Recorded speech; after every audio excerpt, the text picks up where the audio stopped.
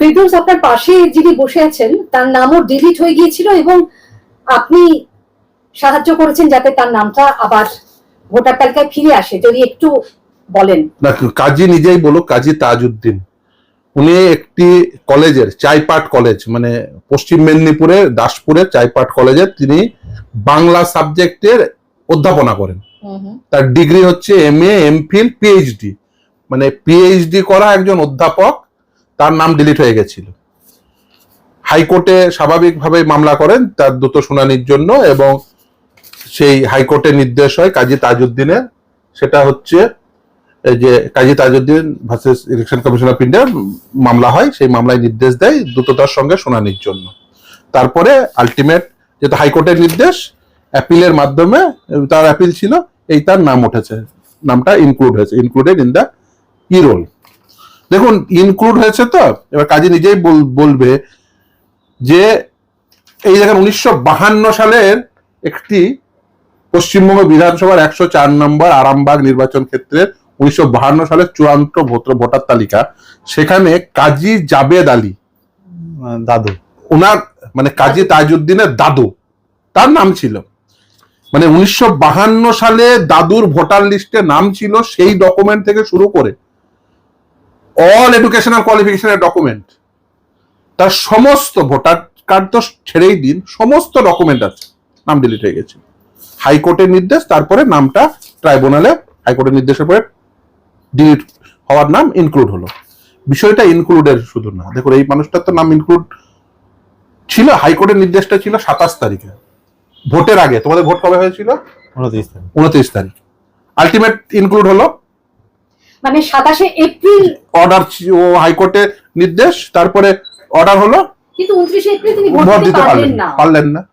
এশিয়ার পক্ষে যখন শুরু হলো, সবার মতো আমিও ফর্ম এবং যাবতীয় ডকুমেন্টস দিয়েছিলাম, কিন্তু প্রথম দেখলাম আমার হিয়ারিং নোটিশ পেলাম, তখন একটু সামান্য বিস্মিত হয়েছিলাম যে আমার হিয়ারিং, কারণ আমার কোনো ডকুমেন্টস, কোনো নামে বা ডেট অফ বার্থে কোনো কোথাও মিসমিস ছিল না। তো যাই হোক, হিয়ারিং এ উপস্থিত হয়েছিলাম যথাযথ সময়ে। সেখানে কিন্তু এই আরও বা যিনারা উপস্থিত ছিলেন তারা, আমি সব ডকুমেন্টস নিয়ে গেছিলাম, কিন্তু যখন পাসপোর্ট দেখালাম বললো পাসপোর্ট থাকলে আর কিছু লাগবে না, পাসপোর্ট আছে আবার আপনি কিনবেন, এটাই তো সর্বোচ্চ ডকুমেন্ট। তো পাসপোর্ট এবং আদার্স, ভোটার কার্ড, আধার কার্ড, প্যান কার্ড, এগুলো নিয়েছিলেন সঙ্গে। কিন্তু তারপরেও দেখলাম আবার ডিলিটেড হলাম। না, কিন্তু আমি জিজ্ঞেস করি যে আপনার কাছে পাসপোর্টও আছে, তারপরেও যে কেন ডিলিট হলো, এটা কি আপনাকে জানানো হয়েছিল? হ্যাঁ, ডিলিট হিয়ারিং নোটিশে এটাই জানানো হয়েছিল যে আমার বাবার নামে আরো 6 জন ব্যক্তি ম্যাপ হয়েছে। আচ্ছা, সেটা নোটিশে ছিল, কিন্তু ডিলিটে কারণ দেখায়নি। মানে নোটিশে তো সকলকেই কারণ দেখিয়েছে, যে নোটিশে ওই 6টা কারণের মধ্যে একটা কারণ, কিন্তু ডিলিট লিস্ট যখন প্রকাশ হয় তখন কেন ডিলিট করেছে তা বলেনি। ঠিক। তো তারপরে এইভাবেই ব্যাপারটা যখন ফাইনালি জানলাম যে আমার নাম ডিলিটেড হয়েছে এবং আমাকে ট্রাইব্যুনালে অ্যাপিল করতে হবে, এটা আমার মতো মানুষ যে সারা জীবনভর সংগ্রাম করেছে এবং খুব অল্প বয়সে বাবা হারিয়েছি, কিন্তু সবথেকে বড় কথা আমরা এদেশীয়, প্রাথমিক থেকে একদম পুরো PhD পর্যন্ত এই যে ধারাবাহিক দীর্ঘ সংগ্রাম, এবং আমি একজন সচেতন নাগরিক হয়েও আজকে আমার ভোটার লিস্টে নাম নেই, এবং এই দেশেই আমি এই দেশের জল, বায়ু, বাতাস, এই দেশের মাটিতেই বড় হয়েছি, এবং এইটা নাগরিকত্ব প্রশ্ন উঠে গেল। এইটা আমার কাছে সব থেকে, এবং আমি যেটুকু শিক্ষাগত অর্জন করেছি এবং একাডেমিকে মোটামুটি সর্বোচ্চ এটাই বলা হয় PhD, তারপরেও এই বিষয়গুলো আমাকে, এই প্রশ্নগুলো নিজের মনের মধ্যেই মানে করে খাচ্ছিল। আমার প্রতিবেশী খুব, যাদের নানা রকম ডকুমেন্টসে ভুল ছিল, আমার নিজেরও পরিবারে কয়েকজন ডকুমেন্টস ভুল ছিল, কারণ আমার দিদিদেরও নাম ডিলিট হয়েছিল, কিন্তু তারা দেখলাম বেরিয়ে গেল। প্রতিবেশীরাও কিন্তু সেভাবে, কিন্তু আমার যে ডিলিটেড, আমি যে একটা সমস্যার মধ্যে পড়লাম, সেটা নিয়ে কিন্তু সেভাবে কারোর কাছ থেকে মানে কি বলবো, পাওয়া যায়নি, সহমর্মিতা পাওয়া যায়নি। আবার অনেক বন্ধু যারা শিক্ষকতার সাথে যুক্ত বা অন্যান্য পেশাতে, তাদের ইয়ার্কি ছলে তির্যক কথাও আমি শুনেছি। যেমন অনেকে বলেছে, আমার খুব মনে আছে যে তাহলে আমরা এবার থেকে বাংলাদেশের ইলিশটা আমরা খেতে পাবো। আমি যে একটা গভীর সংকটে বললাম, সেটা তার সহমর্মিতা দূরের কথা, হয়তো তিনি ইয়ার্কি ছলেই করেছেন, কিন্তু তার ইয়ার্কি আমার কাছে কত বেদনাদায়ক, কত যন্ত্রণাদায়ক, সেই বোধটুকু আমার মনে হয় তার হওয়া উচিত বা থাকা উচিত।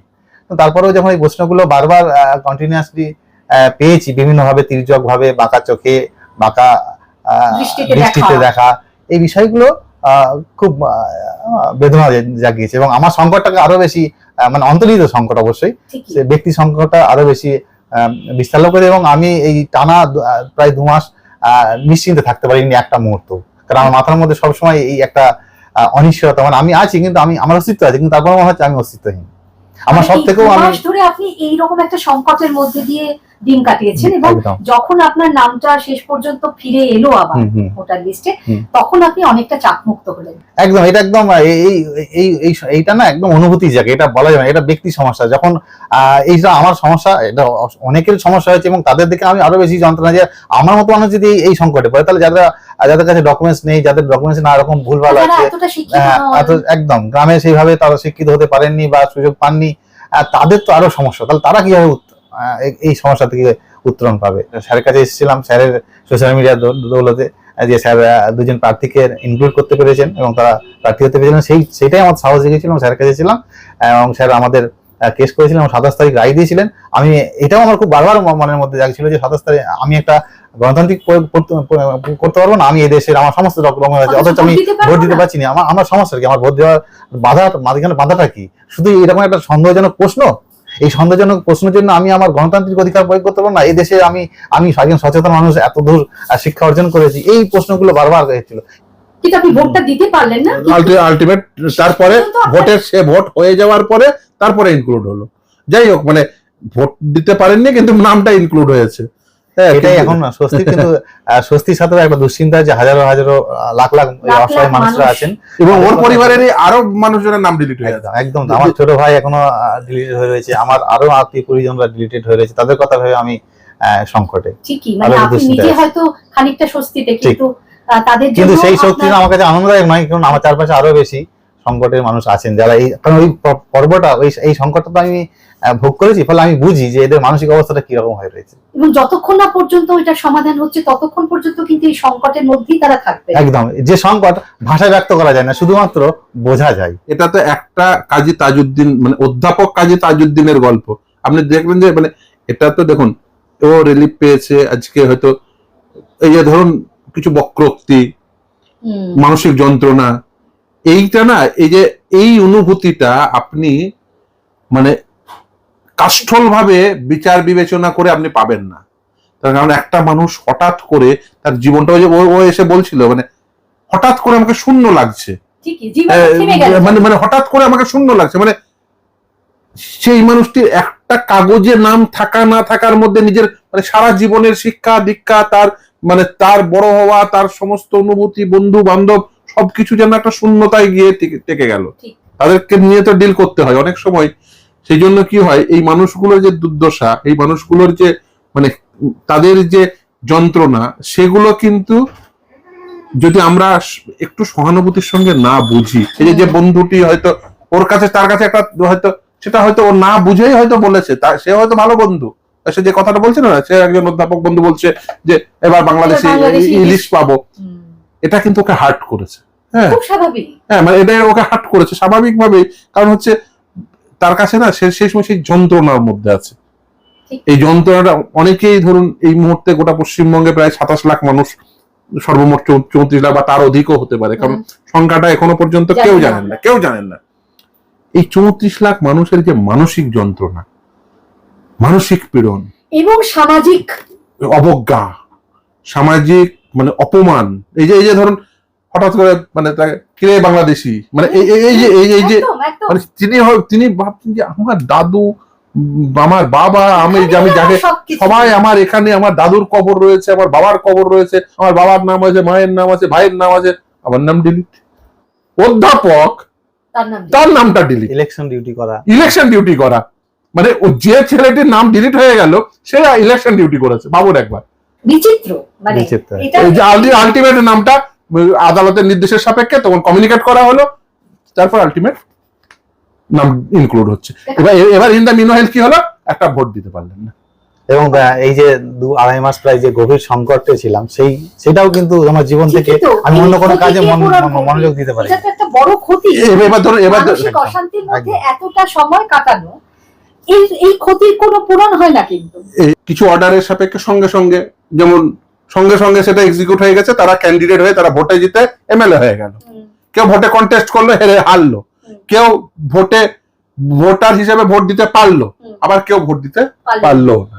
আবার কারো শুধু রিট পিটিশন ফাইল করেছে অর্ডারের পরে, তারপরে ট্রাইব্যুনাল অর্ডার দিল, কারোর আবার রিট পিটিশন শুধুমাত্র রিট পিটিশনটা সার্ভ হলো, তার ভিত্তিতেই অর্ডার হয়ে গেল। মানে এক বিচিত্র, মানে আপনি স্টেট জ্যাকেট কোনো ফর্মুলা নেই, ঠিকই আপনি কোনো রিট পিটিশন কপি সার্ভ হচ্ছে তার ভিত্তিতেই হয়ে যাচ্ছে, রিট পিটিশন কপি সার্ভের ভিত্তিতে ডেকে পাঠাচ্ছে তার ভিত্তিতে হয়ে যাচ্ছে, অর্ডার হচ্ছে অর্ডারের সাপেক্ষে ইনক্লুড হচ্ছে, অর্ডারের সাপেক্ষে তৎক্ষণাৎ ইনক্লুড হচ্ছে, অর্ডারের সাপেক্ষে কিছুদিন পরে ইনক্লুড হচ্ছে।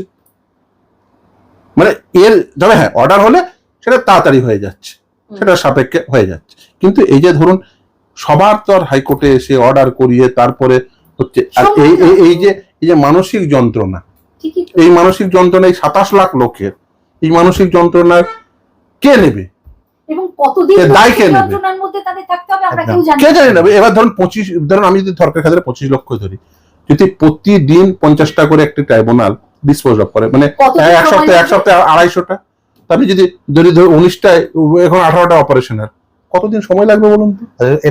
কয়েক বছর। আচ্ছা, এটা শুধু মানুষের না, অনেকের কিন্তু অনেক কাজে বাধা, একদম। কারণ অনেকে আমার পরিচিত দুজন আছে যাদের পাসপোর্ট পুলিশ ভেরিফিকেশন আটকে গেছে, আটকে দেওয়া হয়েছে, ভাবুন। তারপর অনেকে আমাকে ফোন করছে জমি রেজিস্ট্রি, ইয়েস জমি রেজিস্ট্রি, মানে অনেকে জমি রেজিস্ট্রির বিষয়টি মানে সেই নিয়ে তারা চিন্তায় আছে, মেয়ের বিয়ে দেবে, জমি রেজিস্ট্রি আটকে আছে, বলছে কি করবো, মামলা করা ছাড়া তাদের কোনো উপায় নেই।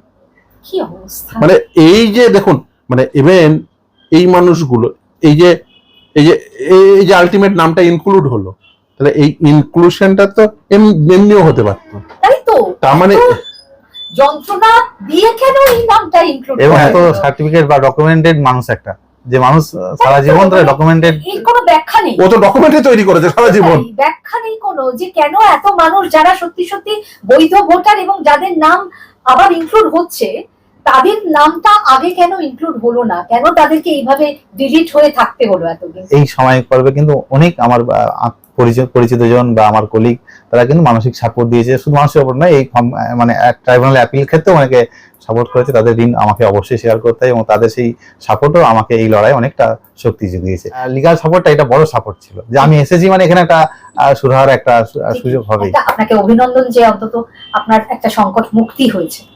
দেখা যাচ্ছে পরে আরো লক্ষ লক্ষ মানুষ কবে আপনার মতো দুশ্চিন্তা মুক্ত হতে পারেন। এইটা না, ট্রাইব্যুনালটা না যদি যতক্ষণ পর্যন্ত দ্রুততার সঙ্গে না করবে, আর এটা জেলা ভিত্তিক না করলে, বা মানে অন্তত পক্ষে মানে ব্লক ভিত্তিক না সম্ভব হলেও, সাব ডিভিশন ভিত্তিক না হলে, জেলা ভিত্তিক তো অবশ্যই জেলায় করতে হবে, না হলে এবং সেই সংখ্যাটা অনেকটা বাড়াতে হবে টাইম বাউন্ড ম্যানারে, না হলে কিন্তু এই সমস্যা মানে দীর্ঘায়িত হতে থাকবে এবং কত বছরে এই সমস্যার সমাধান হবে আপনি আমি কেউ জানি না।